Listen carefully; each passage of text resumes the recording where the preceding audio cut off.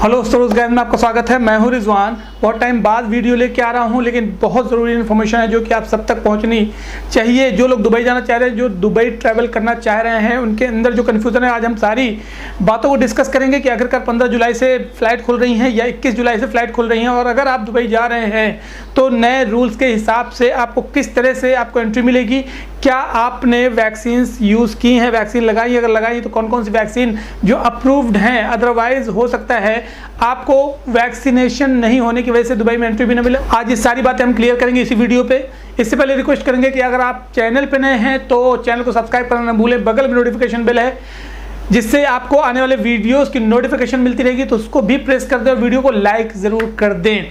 तो जैसे कि आपको पता है कि यूएई ने अभी फ़्लाइट बैन कर दिया था इंडिया को और अदर कंट्रीज़ जिसमें पाकिस्तान भी था। अब यहाँ पे क्या हो रहा है कि बहुत सारे लोग वेट कर रहे थे कि दुबई की फ़्लाइट्स कब से ओपन होंगी और रूल्स क्या होंगे। और 5 तारीख को भी दुबई ने एक नई अपडेट दी थी जिसमें कि 8 कंट्रीज़ को बैन कर दिया था, फिर से बैन एक्सटेंड कर दिया था जिसमें इंडिया भी था। अब यहाँ पे कई सारे लोग परेशान हो रहे हैं कि आखिरकार फ़्लाइट कब से खुलेंगी। मैं आपको बता दूं कि 15 जुलाई से और 21 जुलाई से फ़्लाइट स्टार्ट हो रही हैं। अलग अलग एयरलाइंस की तरफ से अपडेट्स आई हैं। आने वाले वक्त में जो 15 और 16 जुलाई से फ़्लाइट स्टार्ट होंगी मुंबई से और दिल्ली से, कोची से, अलग अलग हैदराबाद से, अलग अलग सिटीज़ से फ़्लाइट स्टार्ट हो रही हैं।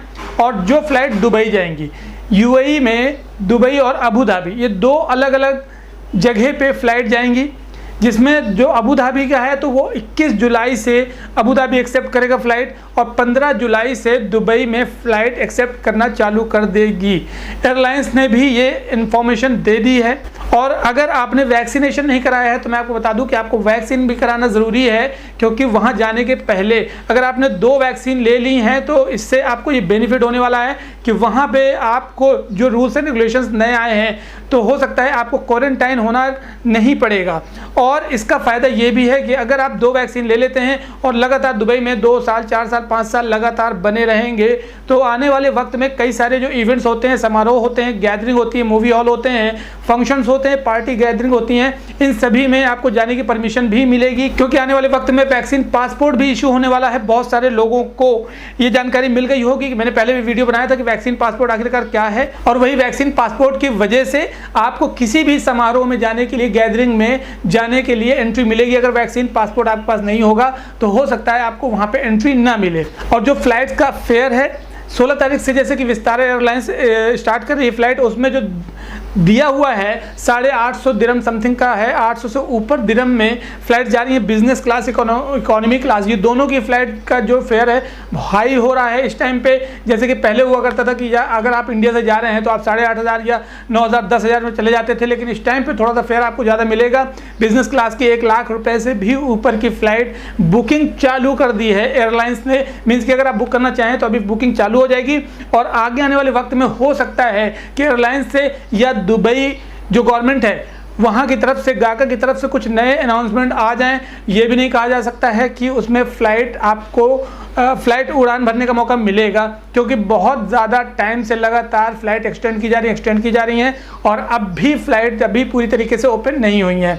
तो 15 तारीख को जो फ़्लाइट जाएंगी वो दुबई और 21 तारीख से जो फ़्लाइट्स ओपन होंगी वो अबू धाबी के लिए, मतलब अबू धाबी के लिए आपको एंट्री मिलना चालू हो जाएगी। तो अगर 15 तारीख से अगर आप अबू धाबी के लिए बुकिंग करेंगे तो शायद आपको बुकिंग नहीं मिलेगी। और दुबई जो लोग जा रहे हैं उनको ये भी पता होना चाहिए कि उनको वैक्सीन लगा के जाना है। जैसे कि सऊदी अरब ने भी वैक्सीन को अप्रूव किया है। वो कौन कौन सी वैक्सीन है आपको पता होना चाहिए कि जैसे मॉडर्ना है और कोविशील्ड है, एस्ट्राजेनेका की, फाइजर है, जॉनसन एंड जॉनसन, ये सऊदी अरब ने अप्रूव किए हैं। और उसी तरह से दुबई ने भी अप्रूव किए हैं कुछ वैक्सीन जो आपको पता होना ज़रूरी है, जैसे कि सिनोफार्म है, स्पुतनिक है और एस्ट्राजेनेका की कोविशील्ड है और फाइजर, ये अप्रूव्ड हैं दुबई में। अगर आप इंडिया से जाते हैं तो जो एस्ट्राजेनेका की है वो वैक्सीन कोविशील्ड इंडिया में नाम से जानी जाती है। तो अगर आप लगवा रहे हैं तो यहाँ पे कोवैक्सीन की जगह कोविशील्ड लगवाएं, ताकि आपको वहाँ पे जाने के लिए रोक टोक न की जाए, आपको प्रॉपर एंट्री मिल जाए।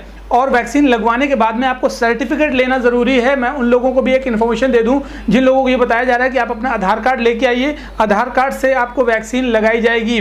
तो वो लोग ये जान लें कि आप जब एंट्री करेंगे एयरपोर्ट में तो आपको आधार कार्ड एक्सेप्ट नहीं किया जाएगा। वैक्सीन जो होनी चाहिए, वैक्सीन सर्टिफिकेट, उसमें पासपोर्ट नंबर दिया होना चाहिए। तो अगर आपने आधार कार्ड से अपडेट कराया है आपका सर्टिफिकेट आधार कार्ड से, तो उसको जाके ऑनलाइन अपडेट करा के दूसरा सर्टिफिकेट इशू करा लें, क्योंकि आपको एंट्री जो मिलेगी बाहर जाने के लिए उसमें पासपोर्ट नंबर ही दिया होना चाहिए, तब जाके आपको बाहर जाने के लिए एंट्री मिलेगी। तो ये चीज़ें आपको ध्यान रखना है। और जाने के पहले आपको जो RT-PCR कराना है वो आपको 48 आवर्स, जैसे कि पहले था 96 आवर्स था, उसके बाद 72 आवर्स हुआ था, और उसके बाद अब जो है 48 आवर्स जो नए रूल्स के हिसाब से। 48 आवर्स कैसे है, जब सैंपल लिया जाएगा उससे लेके 48 आवर्स में आपको दुबई पहुंच जाना है। तो ये जानकारी बहुत ज़रूरी है। दुबई जाने के बाद भी आपको RT-PCR जो किया जाएगा तब तक के लिए आपको क्वारंटाइन कर दिया जाएगा, जब तक आपका टेस्ट रिजल्ट नहीं आ जाता। मीन्स कि अगर 24 घंटे का टाइम ड्यूरेशन दिया गया है तो 24 घंटे तक के लिए आपको क्वारंटाइन किया जाएगा। वहाँ पे जब आपका नेगेटिव टेस्ट आता है तब आपको जहाँ पे भी जाना है वहाँ पे एंट्री मिलेगी। तो ये सारी चीज़ें आपको जानकारी देना बहुत ज़रूरी था।